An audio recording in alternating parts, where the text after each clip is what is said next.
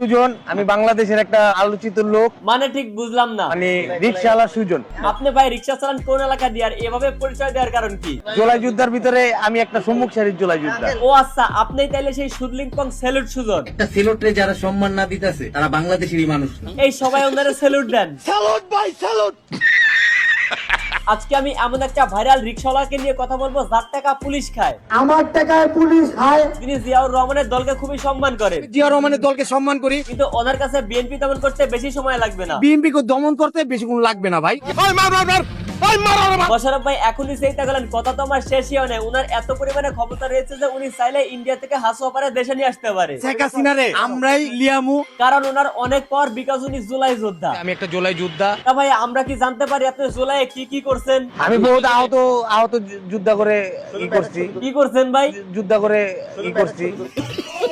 মানে আমি আপনাদেরকে ক্লিয়ার করে বলি, ইনি এমন একজন রিক্সা চালক ভাইরাল হওয়ার পর থেকে রিক্সা চালানো বাদ দিয়ে উনি এখন ঢাকা শহরে টোকাইগিরি শুরু করছে। এর আগে 24-এর আন্দোলনরত শিক্ষার্থীদের একটা মিছিলে এরকম একটা সেলুট দিয়ে সোশ্যাল মিডিয়াতে ভাইরাল হওয়ার পর থেকে ওনার মুখে ব্যাস একটাই কথা, তুমুল শক্তি জুগাইছি আমি, মনে করেন আপনার ছাত্রদেরকে সেলুট দিয়ে। এই সেলুটের কারণে ইনি এনসিপি থেকে ঢাকা 8 আসনে এমপি প্রার্থী হিসেবে দাঁড়িয়েছিলেন, কিন্তু এনসিপি এর টোকাইগিরি আগে থেকে বুঝতে পেরে লাথি মেরে এনসিপি থেকে বের করে দিয়েছে।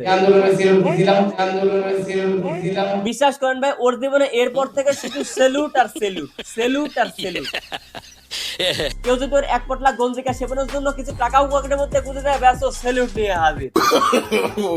কেউ দেশ বিক্রি করে খায়, কেউ আবার জুলাই বিক্রি করে খায়, কেউ আবার মুক্তিযুদ্ধ বিক্রি করে খায়, কিন্তু আমাদের রিক্সাওয়ালা ভাই তো সেলুট বিক্রি করে খাইতেছে। আমার কথা কার ভাল লাগলো না ভাল লাগলো ওটা আমার দেখার বিষয় না। ওর সেলুটরে আমিও সেলুট জানাই, কিন্তু ওর উদ্দেশ্য যে খারাপ এটা প্রমাণ পাওয়ার পরেও যারা ওর পক্ষ নিয়ে আমার এই কমেন্ট বক্সে এসে গালি দিবে তার আব্বা দুইটা। ইনি রিক্সাওয়ালা, এনার কাজ হইতেছে রিক্সা চালানো, কিন্তু উনি তো এখন বর্তমানে রিক্সা চালানো বাদ দিয়ে রীতিমতো ফুল টাইম রাজনীতি করা শুরু করছে। তবে যদি ঠিকঠাক মতো কোনো দলের সাথে রাজনীতি করতো তাও মানতে পারতাম। তারেক রহমানকে বলবো আমরা জানি পারমাণবিক জানি কি করতে পারি, আমরা লাগলে এক বেলা কম খাবো। পারমাণবিক বোমার কথা বলতেছে, যেটা কিনা ঠিকঠাক মতো সঠিকভাবে উচ্চারণই করতে পারতেছে না, তারপরেও ক্যামেরার সামনে মিডিয়ার সামনে তাকে এই টপিকে কথা বলতেই হবে। এর মানে দাঁড়াইলো 200-400 টাকার বিনিময়ে সাংবাদিকদের ক্যামেরার সামনে গলা ফাটায়, আর এই যে সাংবাদিকও ভিউজের লোভে বাসা থেকে স্ক্রিপ্ট এনে সুতনের হাতে ধরিয়ে দেয়। বাংলাদেশ চা